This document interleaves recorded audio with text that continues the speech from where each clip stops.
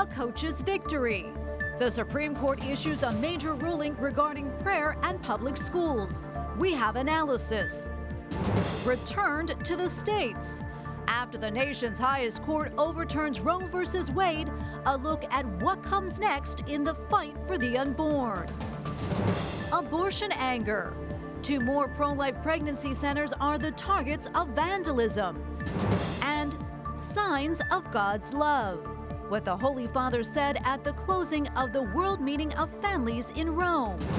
On EWTN News Nightly for Monday, June 27th, 2022.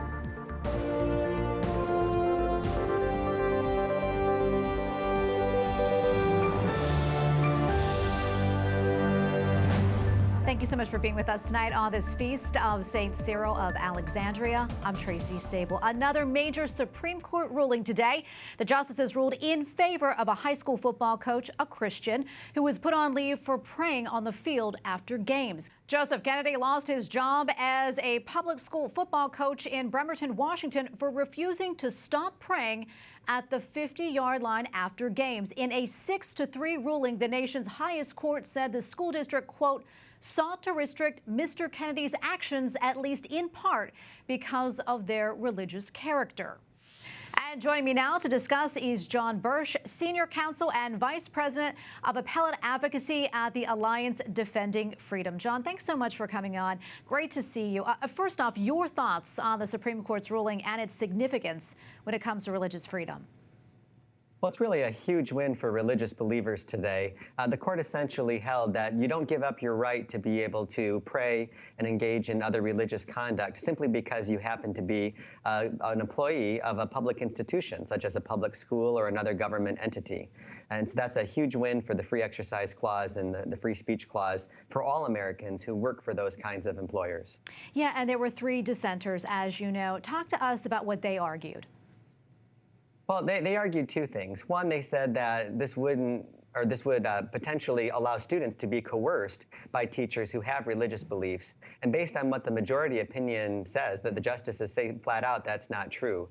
There was no evidence of coercion in this case. The football coach, when he was asked the very first time by students if they could participate in his private prayer at the 50-yard line, he said, well, you can do whatever you want. It's a free country. And there was no evidence in the record that he gave more playing time or captain positions to anyone based on their participation in prayer. So that's just not an issue in this case. The other thing the dissenter said is that this erodes the separation between church and state. And again, that isn't true. What happened here is that the school erected a wall between church and state that the Constitution doesn't allow. Their concern was that having a coach make a private prayer after a football game could somehow be construed as the school endorsing his religion.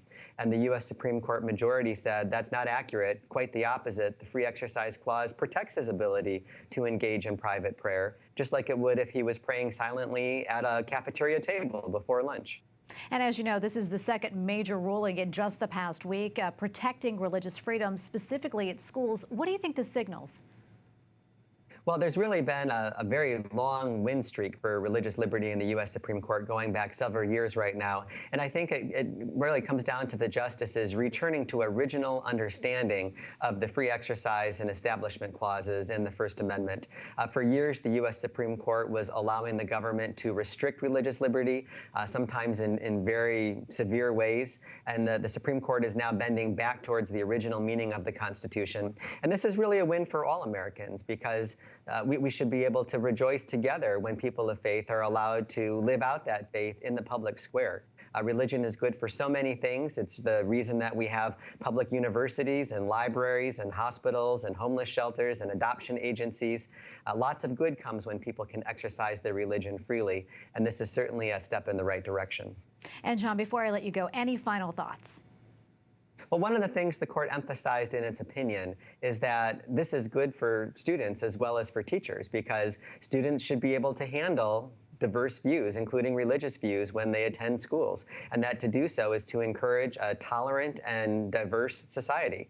And that's really a message that should extend to everybody in a culture where so often people of faith are attacked unfairly with discriminatory laws and discriminatory speech, especially in the wake of the Dobbs ruling last week. A pluralistic society means that everyone is welcome and everyone is free to speak their mind, even when that concerns matters of religion. That's a value worth sharing. And John, thank you so much for your time today and for your analysis. We really appreciate it. Well, in the wake of the Supreme Court's decision to overturn Roe v. Wade, vandalism and destruction strike 2 pro-life pregnancy centers and a pair of Catholic churches. One of the pregnancy centers is in Longmont, Colorado. The FBI is joining a local investigation into a suspected arson attack there. The building was also sprayed with pro-abortion graffiti. And in Lynchburg, Virginia, the Blue Ridge Pregnancy Center was tagged with similar graffiti. Windows were also smashed. Police are investigating. And in West Virginia, a historic Catholic church was burned to the ground in an apparent arson attack yesterday. St. Coleman was built in the late 1800s. It was listed on the National Register of Historic Places. Separately, smoldering mulch and graffiti was discovered at a Catholic church in Reston, Virginia. On the legal front, as the dust settles on the Supreme Court's decision overruling Roe v. Wade and sending the abortion issue back to the states, pro-life supporters say this ruling upholds the Constitution and the fight to end abortion is just beginning. Capitol Hill correspondent Eric Rosales reports. The fall of Roe has definitely shifted the battle lines over the abortion issue from the U.S. Supreme Court to courthouses across the country. Pro-life supporters continue to praise the justice's decision, saying far too many lives have been lost, more than 63 million since Roe took effect. A majority of Americans support some restrictions on abortion, and they support restrictions that Roe did not allow. Mallory Carroll with the Susan B. Anthony Pro-Life America says Roe forced Americans to believe abortion on demand should be the status quo, but adds most don't want abortion up to the moment of birth, often paid for with taxpayer money. Now we have the freedom to have our debate in the public square and to make our arguments for protecting life. After the U.S. Supreme Court decision, 26 states have laws that currently ban abortions or set extreme limits, and others may soon follow. Meanwhile, nearly 24 states, including the District of Columbia, still allow legal abortions and will likely remain that way.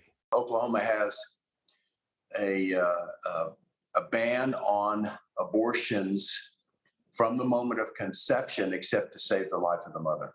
Oklahoma Attorney General John O'Connor tells me his state has already taken steps of implementing its trigger ban.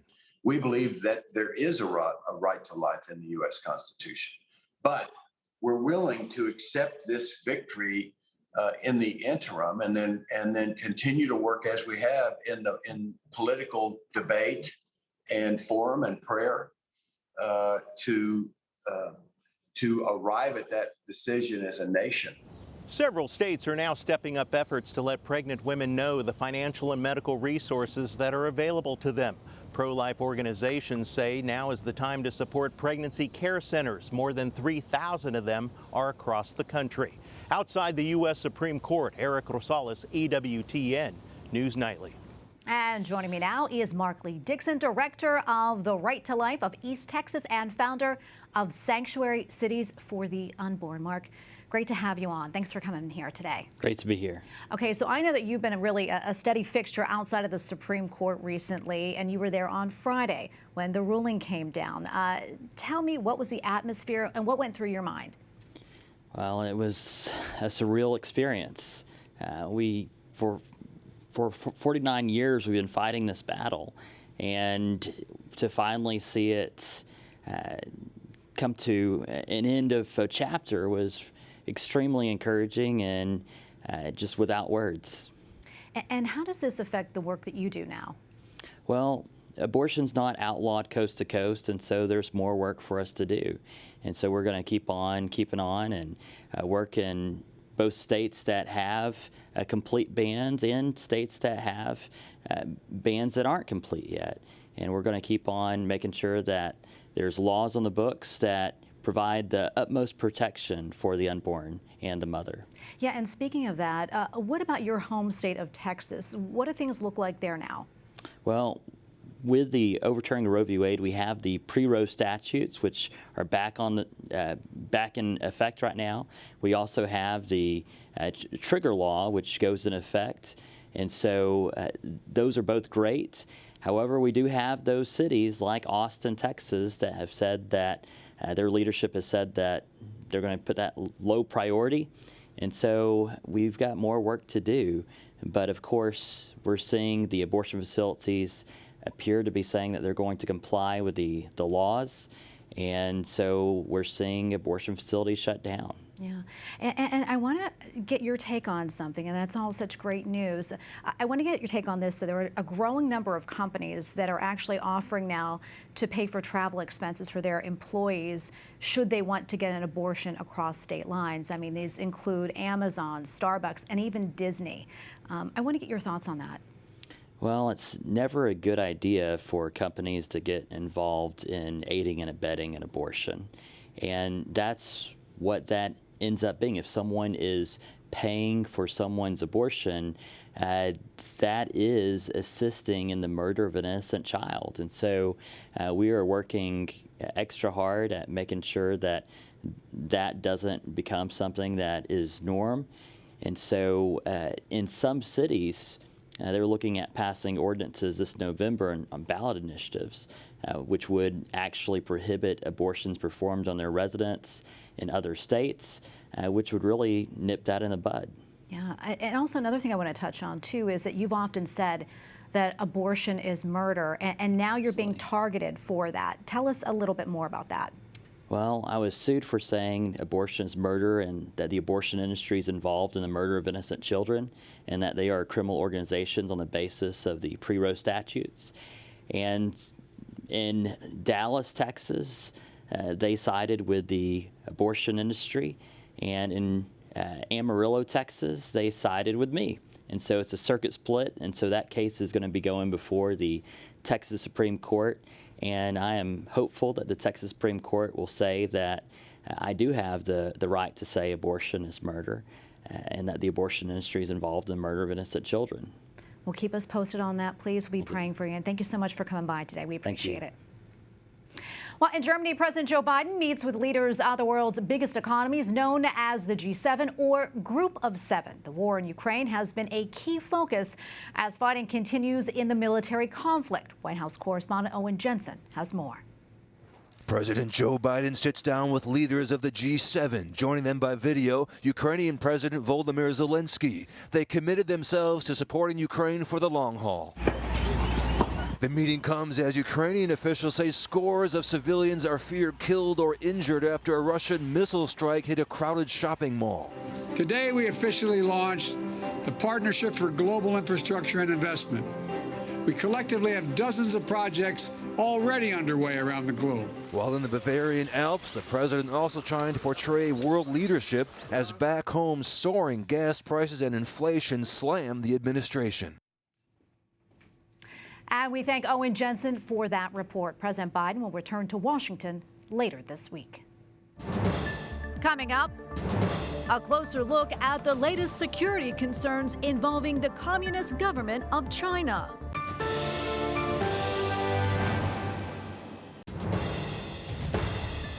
Two Catholic priests were killed in Nigeria this past weekend. One, age 50, was a chaplain at a nearby college. The other was a 41-year-old principal and pastor for a local school. In the first 3 months of this year, nearly 900 Christians were killed for their faith in Nigeria.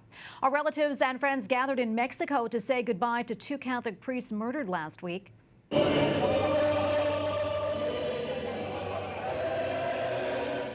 The two Jesuits were aged 79 and 80 and were remembered for serving the most needy. They were murdered while trying to protect a man fleeing a local crime boss. One suspect has been identified. The attack drew condemnation from Mexico's president and Pope Francis. Officials in Hong Kong are still waiting to learn if China's president will be in the former British territory later this week.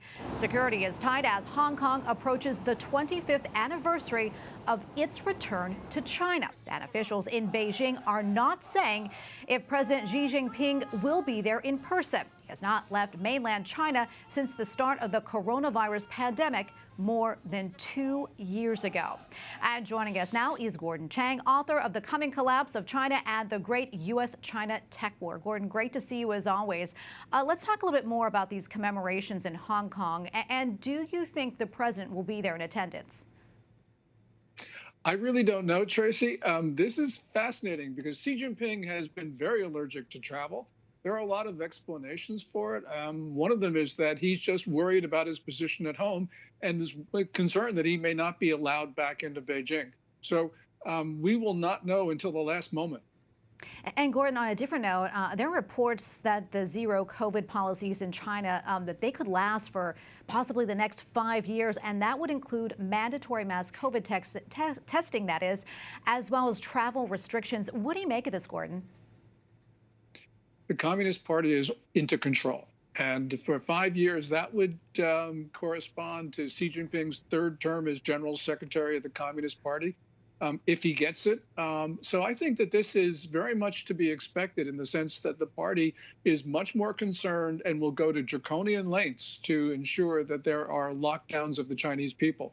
There are a number of suggestions, Tracy, that the regime is doing this because it wants to keep people at home, wants to keep them off the streets, because there's extreme unhappiness in China, not only due to the COVID lockdowns, but due to other factors as well. Yeah, speaking of COVID, the World Health Organization, as you know, now says there's needs to be a deeper probe into whether the coronavirus originated in the Wuhan lab. Now, this after the WHO dismissed that lab leak theory earlier in the pandemic. Your thoughts on that? The WHO is just recognizing reality, that there is a substantial possibility that this disease was manufactured in a lab or at least escaped from a lab. And in the beginning, the WHO obviously rushed to judgment, and it did so because of political pressure from Beijing, which was evident to everybody. So I'm glad that they have finally come to a more realistic position.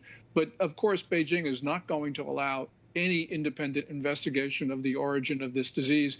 And that should tell us something about the viability of the lab leak theory.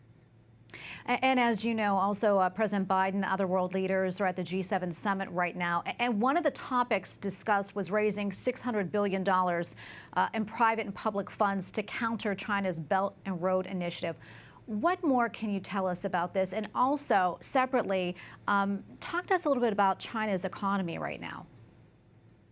Well, China's economy right now is stagnant. It is, I think, contracting. And we should see some very poor numbers for the second quarter of this year if Beijing is going to be honest about it. We're seeing all sorts of symptoms of economic failure. And that has led the Chinese people to be extremely upset at Beijing, because Beijing has always claimed credit for that. Now, on the Belt and Road Initiative and the G7's response to it, it's good that we're competing with China. But Belt and Road is by no means their most important challenge to the world. And in many places, such as in Pakistan and Sri Lanka, Belt and Road projects have become an albatross for the regime. And so even on its own, if we did nothing, I think that this would be a win for us, because China's Belt and Road program is just not as fearsome as many people portray it to be. And Gordon, we have probably less than a minute left, but I really want to talk to you about this. I know you recently wrote a piece on China's solar panels and why they pose a threat to the U.S. and others. Can you tell us a little bit more about that? Yeah. On the 6th of this month, President Biden issued a 24-month waiver on the collection of solar panel tariffs. And basically, he stopped a Commerce Department investigation. This not only helped Chinese solar panel manufacturers, it helped Chinese manufacturers in general, because a number of very large companies which were thinking of moving their supply chains off Chinese soil decided not to do that within hours of President Biden's announcement. This is a really big win for Chinese manufacturers and a big loss for ours. Well, unfortunately, we have to leave it right there. So much more we could talk about. But Gordon, thank you, as always, for your time and analysis. We appreciate it. Thank you, Tracy. Up next, a closer look at some of the highlights at the World Meeting of Families in Rome.